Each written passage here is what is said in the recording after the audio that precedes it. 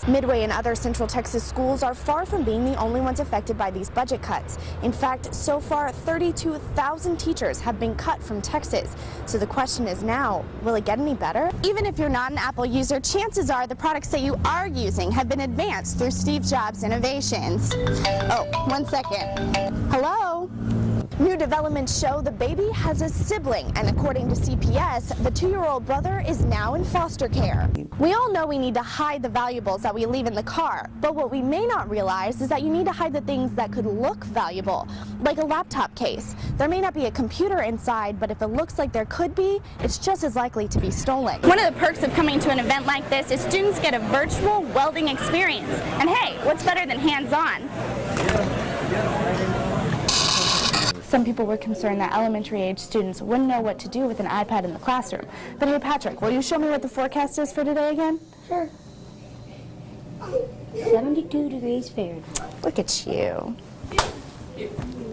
38 children on a school bus and 32 people sent to the hospital because one Lowe's delivery truck didn't stop. The truck driver failed to yield at a stop intersection, at a stop sign, ran completely through the stop sign, struck the school bus on the driver's side. It was a foggy morning in Bell County as school bus number 7 picked up students to go to the academy schools in Little River. And that's when the accident happened at the intersection of Farm to Market 93 and Old 95. And Christopher Hughes, who lives near the accident site, heard it all. Heard a small squealing noise, sounded like brakes, and then a big boom. And the moments that followed, he said, were frantic. When I first got here, there was children scattering from the bus. Just general mayhem. I mean, people were everywhere and screaming, and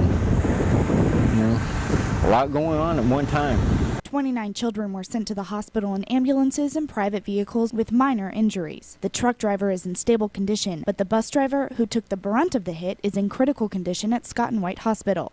But as the cleanup ends, the investigation just begins. There's other conditions that we're looking at weather, looking at vehicle conditions, looking at what type of equipment was carried on the truck itself, driver conditions. We look at all those factors before determining what type of violations committed. So far, the only charge against the driver is failure to stop at a stop sign, but there could be more as the investigation continues. In Bell County, Rebecca Jeffrey, Fox 44 News. On November 15th, Waco police responded to a suspicious death of 8-month-old Adrian Curvin at Hillcrest Hospital. Earlier that day, the baby was dropped off at the Family Health Center on the 1600 block of Providence for breathing problems.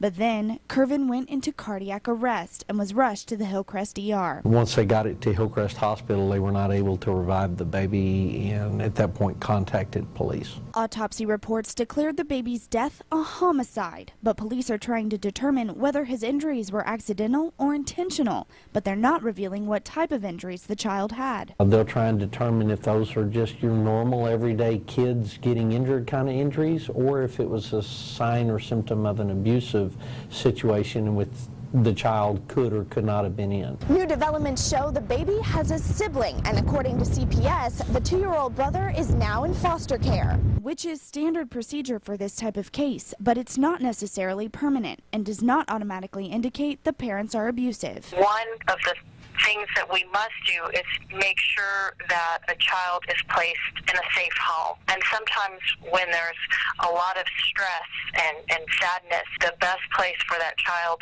may be outside of their parents' home. In Waco, Rebecca Jeffrey. In the past 2 years, Midway ISD has had to make up for more than $7 million in budget cuts by reducing spending and filling the gap with savings. Every Texas school district has had to make sacrifices, but one sacrifice Midway is not willing to make. We're not going to have any teacher cuts. Anything we do to reduce the overall size of our staff will be accomplished through attrition. Hands down. Hands down. Tonight and Wednesday night, Midway officials met with community members to discuss the changes they are proposing to make for the 2012-2013 school year due to the budget cuts. One change toward busing would also change the school start times, so either elementary and intermediate schools would start at 7:35 or the middle and high school would. At the end of the day, really what I want to know is that my kids are safe and they're getting the education that they need regardless of what time of day that is. And for Allison, as a Midway parent and principal, she understands what other parents may go through. it's just figuring out our timing as a family of when we would have kids where and being able to drop them off in either model. Teacher stipends could also be cut. If we have to possibly give up a stipend, we're grateful that we have a job, and if that saves my neighbor's job, then I'm okay with that too. Since the meetings, Midway officials say overall the comments they've received have been supportive. It's really nice to have that support, make sure that we're not missing anything, and to really consider what the community might be willing to do when they're thinking out of the box. Midway and other Central Texas schools are far from being the only ones affected by these budget cuts. In fact, so far 32,000 teachers have been cut from Texas. So the question is now, will it get any better? Of the 1,042 districts in the state, 500 of them are suing the state in one form or another over the funding. It could get better. In Waco, Rebecca Jeffrey, Fox 44 News, Central Texas.